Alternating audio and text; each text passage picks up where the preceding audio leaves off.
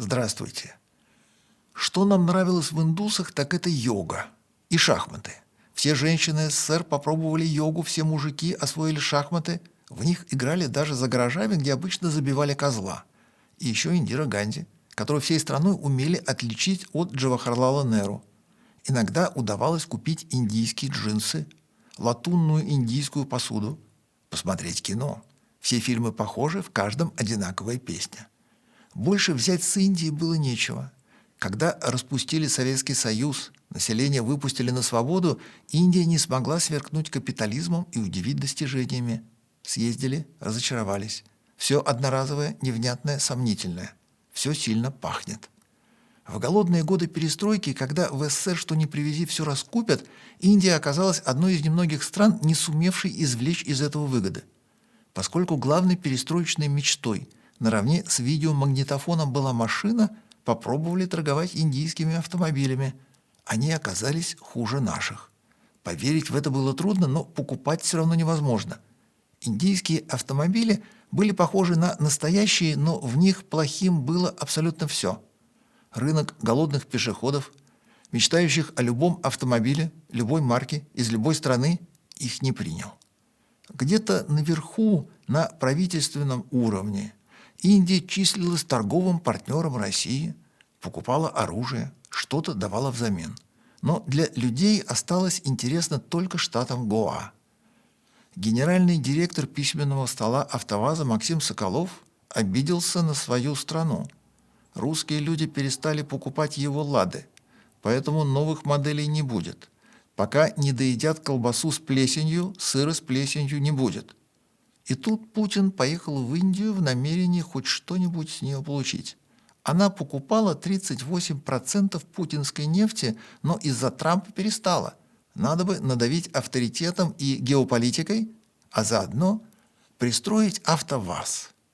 Сообщения о грядущих Нью-Васюках озадачили.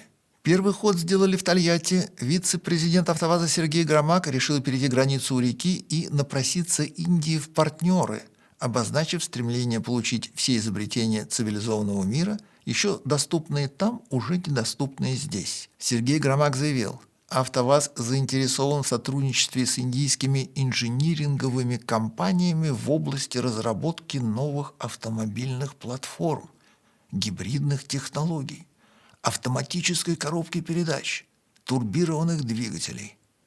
Коробка-автомат в этом списке выглядит особенно трагично. Ее АвтоВАЗ изобретает последние 50 лет и до сих пор не преуспел. Воровал, покупал, брал патент. Гигантом остался, коробку не осилил. Вдруг Индия сжалится. И вот бы еще турбине научиться, и с гибридами хорошо бы помочь. Во всем мире они есть, у гиганта нет. Индия удивилась и промолчала. Ни один индийский производитель АвтоВАЗу не ответил. Ни одну фирму АвтоВАЗ не заинтересовал. Тогда за дело взялся лично Путин и дал распоряжение поднять эстафетную палочку с межзаводского уровня на межгосударственный. С индийской стороны ответчиком выступил премьер-министр Нарендра Моди. Видя испуг своего автопрома и замешательство министров, он предложил не терзать Индию и ставить эксперимент на России, там создав совместное производство электромобилей и компонентов. Индия как глобальный лидер в производстве доступных автомобилей, Россия как важный производитель продвинутых материалов вместе смогут обеспечивать их эффективное производство и продавать машины не только в России, но и Индии, а также на глобальном юге, поведал Нарендра Моди. Географически Индия, в общем-то, и есть глобальный юг. Но если Нарендра Моди предлагает другой глобальный юг, то, глядя на карту, возникает подозрение, что сделанные русскими электромобили он предлагает топить в Индийском океане. На сегодня Индия из России нефть получает бесплатно. Она якобы покупает ее за рупии, которые больше никому в мире не известны. Неконвертируемые рупии остаются в Индии, и Россия не получает за такую торговлю ничего. Отличная схема для Индии, по-настоящему выгодная. Вот бы и с электромобилями, или что там вздумает с русским, так же вышло. Идеально, если русские на свои деньги, у себя дома, построят совместные предприятия, займутся производством неважно чего, Индия охотно приклеит свой логотип. Но правильнее всего, как и полагается в Нью-Васюках, не затевать ничего, кроме шахмат. В обеденный перерыв можно йогу, а никакие машины ни у России, ни у Индии все равно не получится. Почему в 1937 году люди не прятались, не бежали, не пытались скрыться от ареста? Почему смирно сидели дома, ждали стука в дверь в 4 утра? Почему не сопротивлялись наряду НКВД? К ним вваливались в дом, они что-то испуганно лепетали про чудовищную ошибку и смиренно отправлялись в ГУЛАГ, вместо того, чтобы защищаться, обороняться, дать сдачи. Потому что они не были ни в чем виноваты. Они ничего не совершили, не были ни врагами, ни преступниками. Они не подозревали, что за ними пришли по разнарядке, чтобы выполнить план по арестам и расстрелам. Невиновному человеку не придет в голову прятаться, бежать, маскироваться. Он живет обычный день и не представляет, что его ночью могут посадить от нечего делать просто потому, что так захотелось следователю. Когда пришли за соседом, можно самому себе объяснить, что сосед чужой, про него не все известно, он только с виду хороший. Потом приходят за братом, про которого известно абсолютно все, и он точно не преступник. Затем приходят за отцом, старым большевиком, бравшим перекоп, а он не только не преступник, наоборот, он эту власть строил своими руками. У него орден и партбилет с 18-го года. Сосед больше не вернулся. Брат получил 10 лет без права переписки. Отца расстреляли через 3 дня. Страх. Вот главный итог. В стране, в людях, в каждом навсегда поселяется страх. Когда не с кем бороться, власть начинает бороться с населением. И каждый не только напуган, но еще и покорен и уже в чем-то виноват. Перед такой властью виноват всегда. В чем именно и насколько серьезно, расскажет прокурор. Москва пробует новый вид наказания. Как полагается, все, что предназначено для целой страны, поначалу тестируется на водителях. На них отработали поражение в гражданских правах, аннулирование статей Конституции, 5 наказаний за одно деяние, теперь принялись за совершенно новую версию вины. Водителя штрафуют за остановку в неположенном месте по части 4 статьи 12-19 КоАП. Подобные нарушения относятся к категории очевидных. Это не спорный проезд на Розовой. Это однозначное правонарушение, когда водитель встал в зоне действия запрещающего знака или разметки. Но в Москве теперь штрафуют за остановку в неположенном месте, где нет никакого запрещающего знака и никакой разметки. То есть там, где останавливаться можно, разрешено. Штраф 3000 рублей. Назначает нарушение не инспектор, не подонок Москвы, а абстрактная многоступенчатая система Центра организации дорожного движения ЦОДД. В Москве этот центр подменяет собой ГАИ. Согласно официальному заявлению, выявление нарушения происходит в несколько этапов. На первом этапе искусственный интеллект анализирует данные с камер, выявляя автомобили с признаками нарушений, оценивая длительность и причину остановки. Затем материалы проверяет сотрудник ЦОДД. На 3-м этапе материалы передаются в ГИБДД для проверки и вынесения постановления. На смену следователю НКВД, выбиравшему случайную жертву, пришел искусственный интеллект. Теперь ему виднее, кого наказывать. Теперь искусственный интеллект главный, остальные на подхвате. Искусственный интеллект назначает жертву, 2 живых сотрудников одобряют выбор. Все вместе они становятся современным аналогом тройки НКВД. Тройки были созданы в августе 1937-го. В них входил начальник областного управления НКВД, секретарь обкома и прокурор. Сегодня роли распределены немного иначе. НКВДшник остается на своем месте, вместо прокурора работник ЦОДД, вместо секретаря обкома искусственный интеллект. Решения тройки НКВД выносились заочно. Эта практика полностью сохранена. Водитель не знает, что он в деле. Важным принципом работы троек НКВД было отсутствие материалов, доказательств, документов. Считался достаточным список арестованных, на данный момент оказавшихся в подвале НКВД. Важным шагом развития троек стало появление новых форм – тройки НКВД, особые тройки НКВД, милицейские тройки. Оправдательных приговоров ни одна из них не выносила. По статистике, половина арестованных была приговорена к расстрелу, остальные получили сроки заключения. Тройки НКВД возвращаются. Нынешней России пора вспомнить прежний опыт и привыкать к современным особым тройкам НКВД, вооруженным не доказательствами, а искусственным интеллектом. Чтобы отработать схему произвольного назначения вины, воспользовались подопытными водителями. Следующий шаг – расширение составов правонарушений, затем распространение практики с водителей на обычных граждан. Потом переход из административного права в уголовное, чтобы наказывать не штрафами, а тюремным заключением или расстрелами на усмотрение троек НКВД под председательством искусственного интеллекта. Зачем нужны электромобили? В чем их преимущество, предназначение, выигрыш? Они созданы по тем же лекалам XIX века, что и бензиновые. В них нет ничего такого, чего нет у нормальных машин. Разница в недостатках. У электромобилей их больше и все непреодолимые. Зарядить батарею полностью за 3 минуты человечество не умеет и как быть не знает. Предложений нет, свежие идеи отсутствуют. Есть только старые. Научиться побыстрее заливать полный бак электричества. Выйти на уровень Николы Теслы, когда заправлять вообще ничего не надо, люди не в состоянии. Помимо отставания с заправкой, электромобили отстают по другим ключевым дисциплинам. Они хуже едут, хуже держат дорогу, хуже рулятся, хуже тормозят.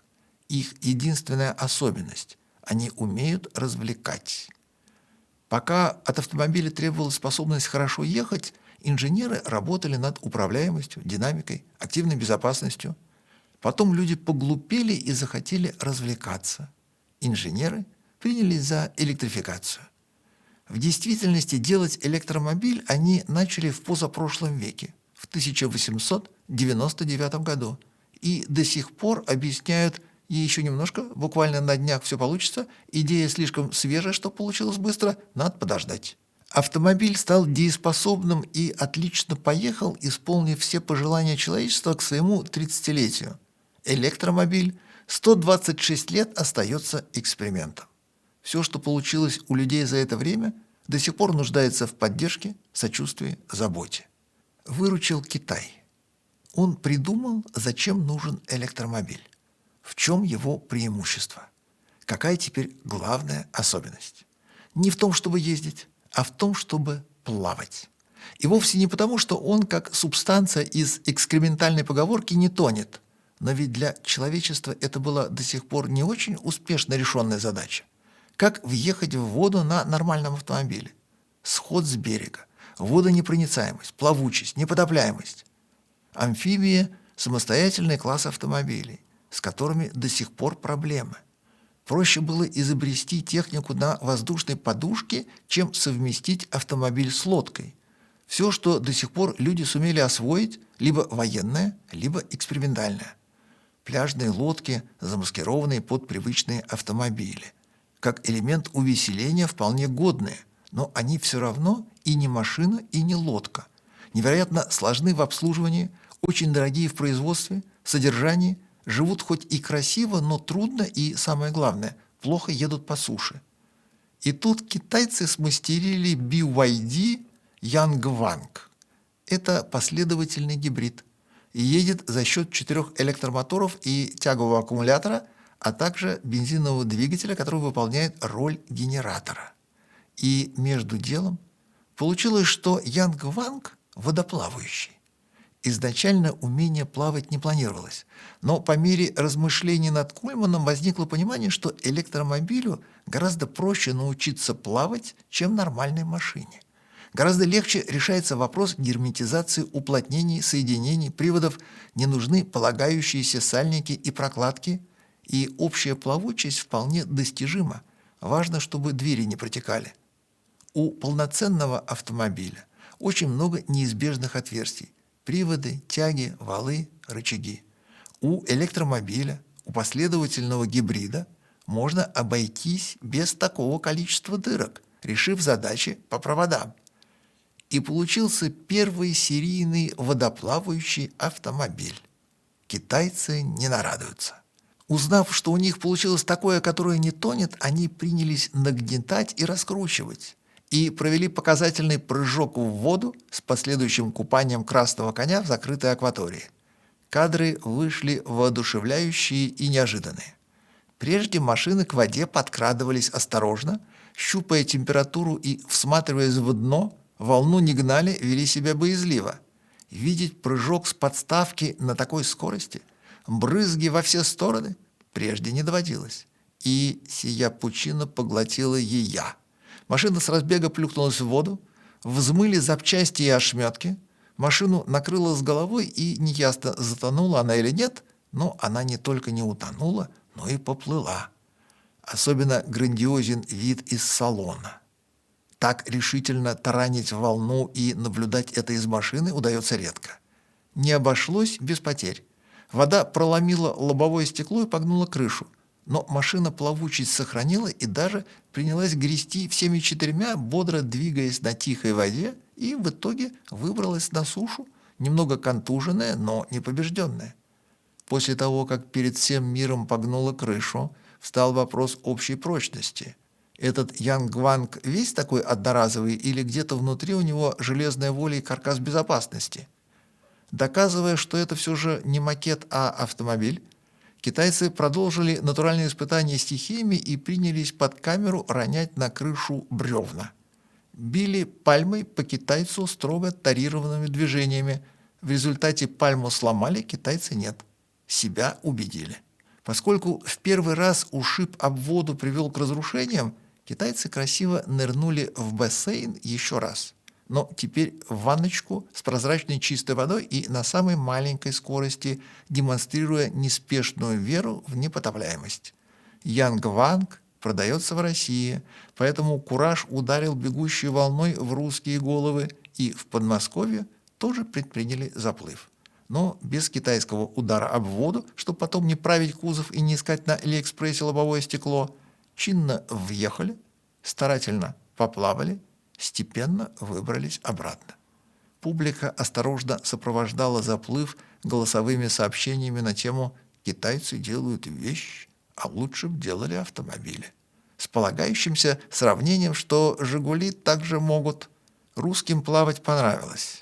Огорчала лишь инструкция, согласно которой машину после купания полагается целиком разобрать, полностью просушить, собрать заново, и что дольше 15 минут плавать запрещено. После Янгванга в воду бросились остальные китайцы и поплыли через реки, моря и океаны. Черри спешно спустила на воду гибридный G-Tour. Обозначилась китайская конкуренция. Стало важным заплыть за буйки. Начались подтасовки. Чтобы G-Tour плыл, ему под задний бампер сунули 2 грибных винта. В результате у Черри получилось лучше, чем у BYD. И у обоих получилось объяснить миру, зачем нужны электромобили, особенно если они китайские. Не чтобы ездить, а чтобы плавать. Откуда у Hyundai спортивное подразделение N? Откуда самостоятельный бренд роскоши Genesis? Откуда великий директор BMW Motorsport Альберт Бирман? Это работа Джуна Пака, клерка из отдела маркетинга, финалиста пищевой цепочки, обладателя самого маленького письменного стола в отделе. Hyundai не планировал становиться игроком нишевого сегмента и не собирался ни в спорт, ни в роскошь. Hyundai хотел оставаться массовым ширпотребом, производителем автомобилей, которые не ломаются, не запоминаются, не выбрасываются. Задача Hyundai – увеличение тиража. Чтобы со временем во всем мире ездили только Hyundai, 100 миллионов Hyundai, 500 миллионов Hyundai, миллиард Hyundai. Серого цвета, с магнитолой, кондиционером. Джун Пак тихо тлел на рабочем месте, но горел идеей выпускать автомобили с отточенной управляемостью, горячими моторами, упоительными повадками. Но в Корее не было спроса на управляемый занос. В стране было достаточно хорошо ехать по прямой, и от автомобиля требовались комфорт, микроклимат и USB. С запросом на управляемость Паку самое место в Германии или в Америке. но не у себя дома, где не было ни одной тюнинговой мастерской, ни одного автомобильного журнала. Но Джун Пак ездить хотел и умел. У него был подходящий дедушка с бензином в крови. Дедушка, видя, что сын не удался, но обнадеживает внук, учил его водить машину, тайком пуская за руль в раннем детстве. Потом завещал Джону все сбережения, специально оговорив, что на них полагается купить автомобиль, который выберет сам Джун. Начал Джун с корейского купе «Тибурон» и сразу перебрал ему мотор, поставив другую поршневую впрыск. Потом купил себе Nissan 300 ZX.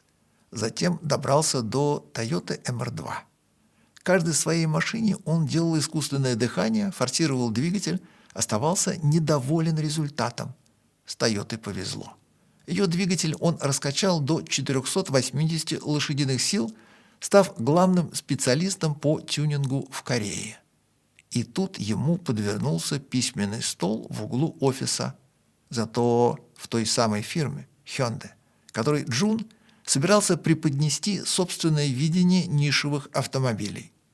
Джун Пак написал для Hyundai стратегию победы, о которой его не просили, и показал ее начальнику отдела. Он предложил создать подразделение спортивных автомобилей Hyundai Performance N. Буква N означает Намьянг, в нем расположен R&D-центр фирмы.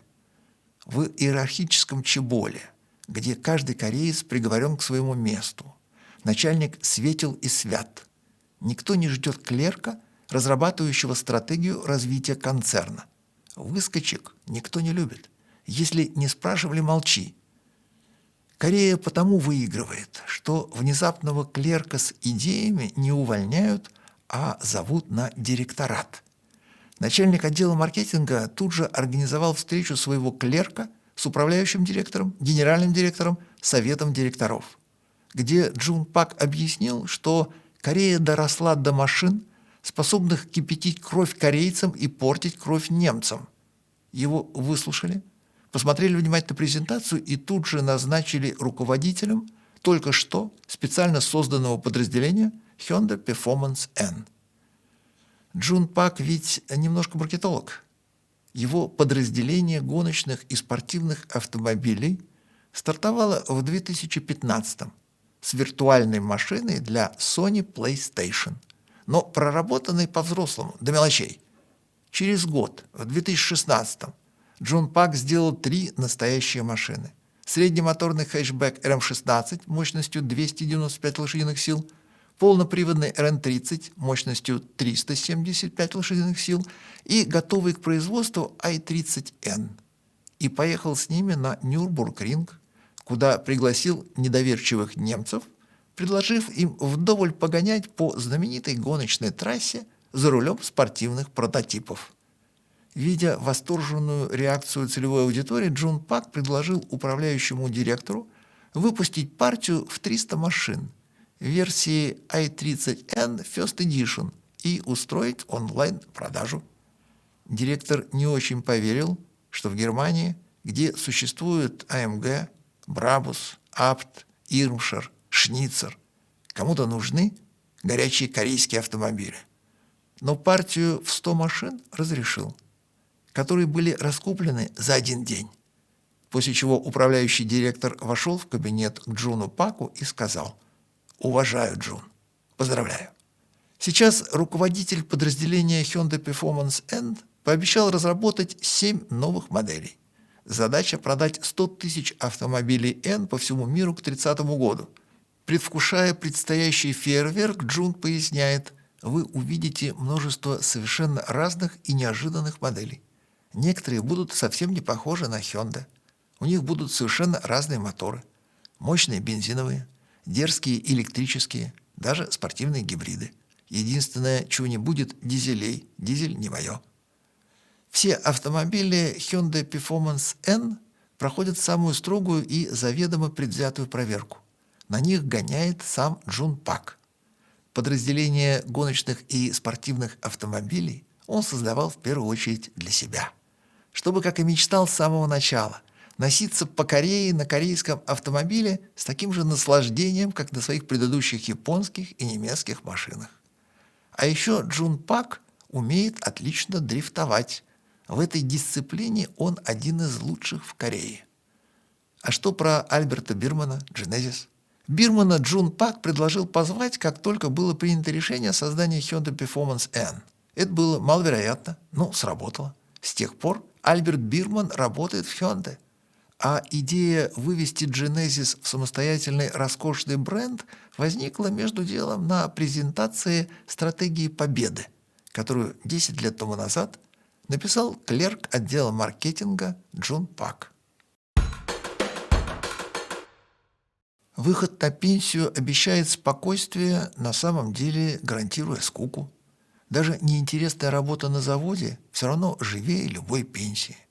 Но в благополучных странах пенсия не страшная. Пожилые люди перестают работать, но не превращаются в озабоченных здоровьем зануд, а превращаются в путешественников, туристов, исследователей. Картинка навсегда непонятная советскому человеку.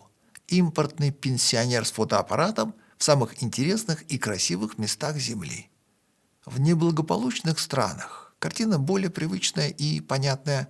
Старик роется в помойке, бабка торгует на базаре, пенсии хватает только на стресс и бычки в томате. На самом деле на пенсию не хочется никому.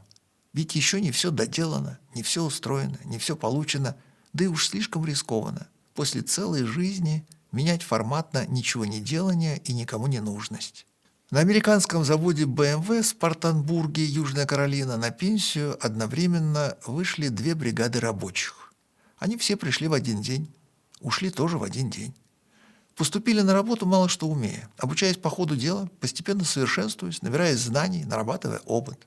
Поначалу у них все валилось из рук. Даже поднести листовой металл к станку не очень удавалось. Потом появилась сноровка. Прежние непривычные манипуляции стали получаться без сбоев. Не сразу освоили такое простое дело, как поднять деталь над головой и погрузить на верхнюю полку. Роста не хватало, поза неловкая, действовать неудобно. Но научились. Смена на заводе BMW длится 10 часов. Поначалу сил на весь день не хватало. Первые 5 часов все шло хорошо, затем требовался перерыв. Ну и тут, по мере погружения в процесс, нашлись внутренние резервы, и через какое-то время все 10 часов стало работаться легко даже без перекуров. Под конец все работники обеих бригад были на хорошем счету, на них стало можно положиться, они выполняли план. При этом все отличались покладистым характером, не повышали голоса, внимательно слушали, почтительно помалкивали, никогда не спорили, любое обращение воспринимали как обязательное к исполнению. С ними не получалось поговорить по душам, но в остальном они были весьма кстати. Их привлекательная особенность. За все время на производстве обошлось без серьезных травм. Пару раз что-то уронили на ноги, раза 3 получили дверью по носу. Не всегда хватало физических кондиций, чтобы высоко поднимать руки с грузом, не вывихнув сустав. Отработав на заводе BMW 11 месяцев, они все ушли на пенсию. Ни на другой завод, ни в другой город. На пенсию. За это время они собрали 30 тысяч автомобилей BMW X3. А почему на пенсию так быстро? Потому что это не люди. Это антропоморфные роботы F2 американской компании Figura AI. F2 – это уже второе поколение. Пройдя производственную практику на заводе и обогатив создателя Бретта Адкока подробными алгоритмами, перечнем ошибок, они ушли на пенсию, чтобы, сидя в офисных креслах, передавать накопленный опыт и знания.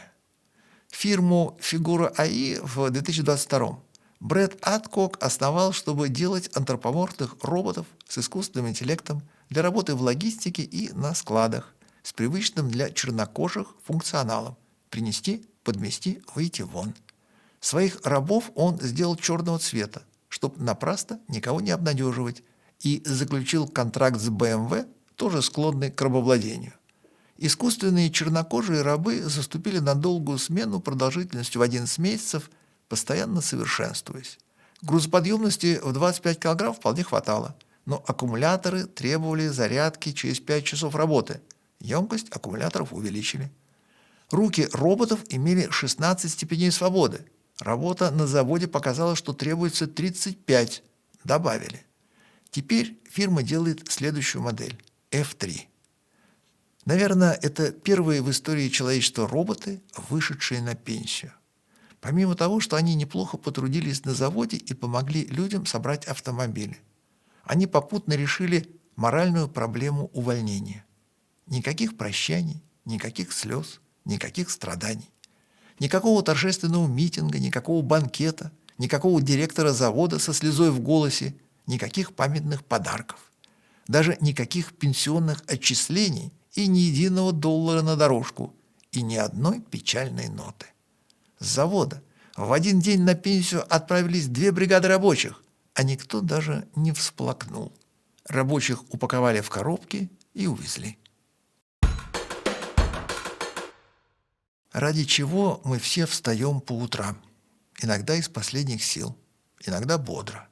Собираемся с мыслями, пытаемся одеться, умываемся, делаем зарядку, завтракаем, приводим себя в порядок, выходим из дома. И в основном в цейтноте. Спешим с самого утра, чтобы не опоздать, чтобы побыстрее, ради того, чтобы сесть за руль, повернуть ключ и услышать тот самый звук, самый главный, которому в нашей жизни многое подчинено. А если наоборот? Чтоб с него начинался день, чтобы сразу V8 по нервам и по ушам, чтобы звук и настроение были стартом, а не пит-стопом или финишем.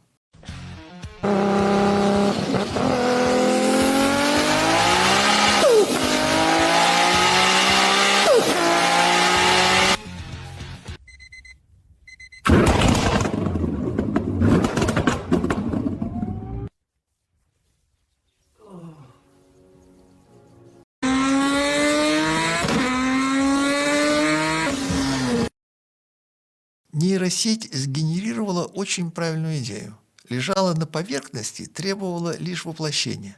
Нужно было один раз додуматься, чтобы получилось.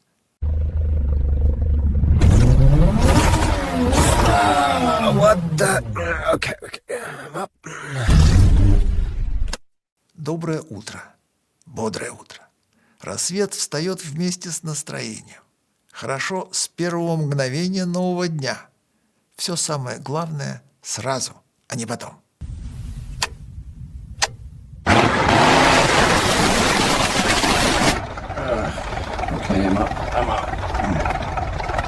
И не только с автомобилями.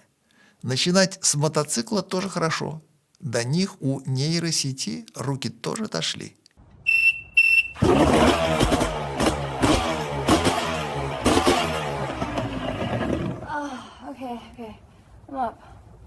Всяких будильников было много. Их задача – разрушить сон, напасть на человека. Будильник не может радовать. Он враг с оскорбительным поведением и вероломными манерами. Будильник означает, что закончилось лучшее время суток – сон. Теперь придется вставать, как-то жить. И если на день приготовлено что-то ценное, любимое, хорошее, то оно никак не может быть в начале. До него, как и до всего остального, полагается дожить. Теперь нет. Теперь сразу. Будильник начинает день с правильной ноты.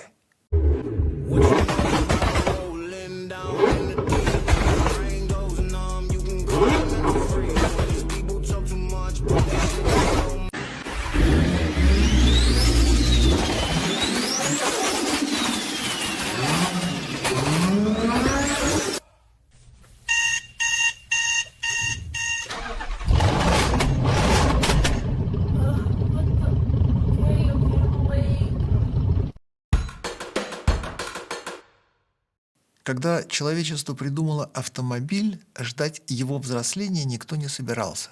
Все сразу помчались. Машины разваливались на ходу. Ресурс до капремонта составлял километров 100, но техника кружила головы, и люди рвались вперед. Лондонская газета Daily Mail написала в 1908 году, что автомобиль был самой хрупкой и капризной вещью на Земле. Этим сомнением газета напутствовала участников грандиозного супермарафона Нью-Йорк-Париж, когда 6 отчаянных и самоуверенных экипажей отправились по несуществующим дорогам из Америки в Европу. Фильм «Большие гонки» как раз про тот супермарафон. Германская команда ехала на этом автомобиле марки «Протос». Из 6 машин до финиша доехали 3. Французы сломались все, до Парижа добрались только американцы, немцы на «Протосе» и итальянцы. Фирма «Протос» из Берлина скончалась в 1927. Ее единственный след в истории – участие в этом грандиозном автопробеге. В музеях «Протосов» почти не бывает. Этот стоит в Мюнхенском Deutsche музее, где долгие годы хранился в запасниках. Когда его нашли, долго собирались с духом и информацией. Было непонятно, что это такое, как оно называлось при жизни и насколько ценно. Потом свершилось научное открытие. Удалось понять, что, во-первых, это редчайший протос, во-вторых, тот самый, гоночный, проехавший из Нью-Йорка до Парижа. Этот маршрут и сегодня мало реален, а в 1908 году был сопоставим с полетом на Луну. Берлинский «Протос» свое странное название получил в честь соборного совета монастырей святого Афона, но святость имени не распространялась на экипаж. По ходу гонки отважные путешественники смухлевали и часть пути везли автомобиль по железной дороге. В Париж они прибыли на 4 дня раньше всех, но за неспортивное поведение их пенализировали и первое место отдали американцам. Учитывая, что к финишу приехали 3 из 6, в призах все равно оказались все, но без уточнения, кто второй, а кто третий, хотя немцы явно вторые, поскольку итальянцы подоспели только через 1,5 месяца. В любом случае, длилась гонка полгода. Прожить столько времени в этом автомобиле само по себе подвиг. А ехать через Сибирь весной 1908 года – еще и героизм. На исторических фотографиях «Протос» белый, в музее темно-синий, хотя это одна и та же машина, и в обоих случаях она исторически достоверна. Еще одно ископаемое Мюнхенского Deutsche музея – Бюссинг 1903 года, один из первых грузовиков на Земле. Сделан с запасом прочности, чтобы хватило лет на 200. Американская школа пошла по пути унификации, когда грузовая машина от легковой отличалась только кузовом. Немцы, как первооткрыватели, сразу взяли верный курс на создание специального транспорта, когда из грузовика легковая машина не получится. Генрих Бюссинг, как один из основоположников, даже не помышлял о легковых автомобилях, сразу создавая сверхпрочную технику для работы, выдерживающую максимальные нагрузки. Этот грандиозный, тяжелый, пугающий лошадей аппарат с ласковым именем «Серый кот» был дебютной моделью фирмы. Генрих Бюссинг ради него изобрел двигатель, коробку передач, сцепление и весьма неординарный привод. От коробки шел вал, дальше редуктор, от редуктора 2 цепи на ведущие колеса задней оси. Когда грузовик был готов, Бюссинг присвоил ему номер 10 и поехал проверять на склонах окрестных холмов, очень беспокоясь за тормоза. Убедившись в их эффективности, оставшись довольным общей работоспособностью автомобиля, хозяин разобрал его до винтика, еще раз все проверил, собрал и никому не продал. Первый грузовик остался на заводе, где проработал 50 лет, первое время оставаясь носителем идей и агрегатов, потом хорошим помощником по хозяйству, затем историческим напоминанием об истоках и придумавшем его человеке. В 1965-м грузовик отреставрировали на заводе и показали на паре выставок. Затем он своим ходом отправился из Франкфурта в Мюнхен, потратив неделю на 400 километров пути, и встал в экспозицию музея. Генрих Бюссинг этот грузовик сделал в единственном экземпляре, но в мире их 2 штуки, второй – копия. Его построили в 1984 году для музея замка Зальдер. Эдмунд Румплер всю жизнь метался между небом и землей. Как инженеру ему было интересно строить и самолеты, и автомобили. Начинал он в Татре, потом работал в Даймлере, затем на фирме Адлер, где первым в мире собрал в едином блоке двигатель и коробку передач. После чего в 1908-м организовал первое в Германии инженерное бюро по созданию самолетов. Если бы Румплер заинтересовался водой, он бы непременно придумал еще и какой-нибудь необычный корабль или подводную лодку. После авиации и Первой мировой войны он опять спустился на землю и открыл автомобильное конструкторское бюро. Будучи единственным в мире автомобильным инженером, разбирающимся в аэродинамике, Эдмунд Румплер сконструировал самый футуристический автомобиль, который только могло выдержать человечество в 21 году. И тогда, и теперь он выглядит странно. Несмотря на инженерную неординарность, на имя фантазии не хватило. Машина вошла в историю под обозначением «Тропфенваген» – каплевидный вагон. Руль посередине. Пассажирских мест 2, при большом желании 3, при очень большом 4. Багажника нет. Невероятные гнутые стекла. Двери посередине кузова. Некрасивые фары не в том месте. Глядя на это изделие, возникало желание попробовать его на воде, но не на дороге. Если бы вздумалось летать, коэффициент лобового сопротивления стал бы главным преимуществом – 0,28, что даже сегодня трудно достижимо. Двигатель Siemens. Кстати, у гоночного Протоса тоже был двигатель Siemens. Имея возможность выбрать любой мотор, Эдмунд Румплер выбрал самый странный, чтобы уж чудить так чудить. Конфигурация дубль V6. Цилиндры в 3 ряда, по 2 в каждом. Объем 2,6, мощность плачевная, 36 лошадиных сил. Как любил, Румплер двигатель, коробку и теперь уже главную передачу собрал в единый блок.